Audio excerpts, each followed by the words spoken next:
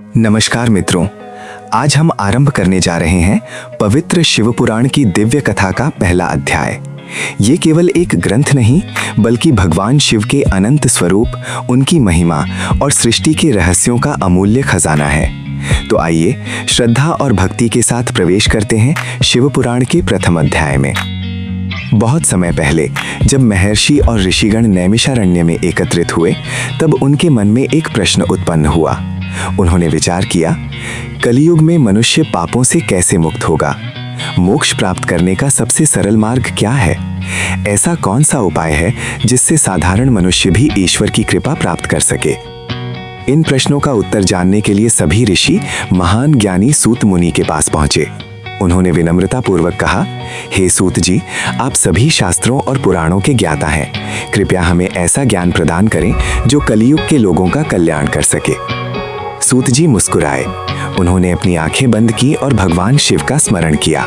फिर बोले, हे ऋषिगण, आप सभी अत्यंत भाग्यशाली हैं, क्योंकि आपने ऐसा प्रश्न पूछा है जो समस्त प्राणियों के कल्याण से जुड़ा हुआ है। मैं आपको वो कथा सुनाऊंगा जिसे सुनने मात्र से मनुष्य के पाप नष्ट हो जाते हैं और उसका जीवन पवित्र बन जाता है। ये कथा है भगवान शिव की, जो स्वयं आदि हैं, अनादि हैं और अनंत हैं। सूत जी आगे कहते हैं, सृष्टि के आरंभ से पहले न पृथ्वी थी, न आकाश था, न सूर्य था, न चंद्रमा था, न दिन था, न रात थी।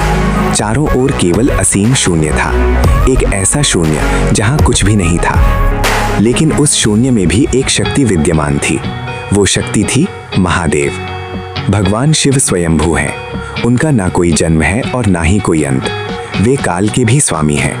वे सृष्टि की उत्पत्ति, पालन और संहार के मूल कारण हैं। जब सृष्टि की रचना का समय आया, तब भगवान शिव की इच्छा से दिव्य शक्ति प्रकट हुई। उस शक्ति से भगवान विष्णु प्रकट हुए। भगवान विष्णु गहन तपस्या में लीन हो गए।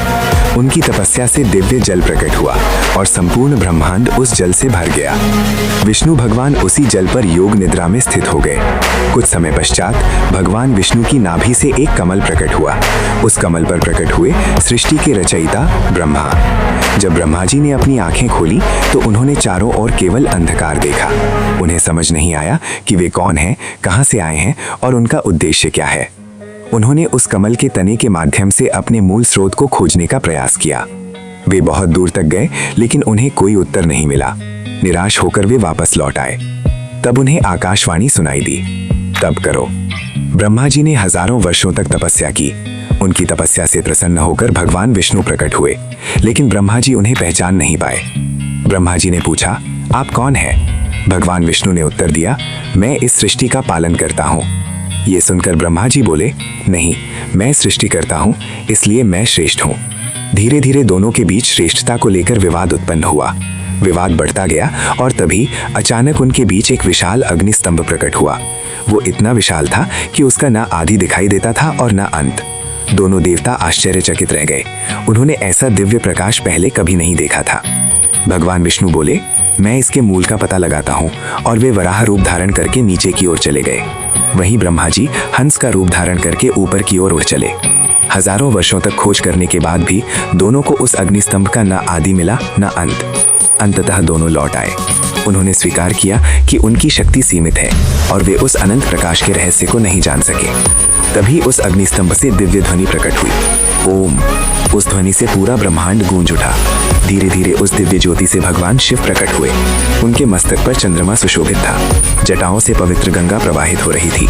उनके तीसरे नेत्र से दिव्य तेज निकल रहा था। गले में सर्प विराजमान थे और उनके स्वरूप से अनंत प्रकाश फैल रहा था। भगवान विष्णु और ब्रह्मा जी तुरंत उनके चरणों में झुक गए।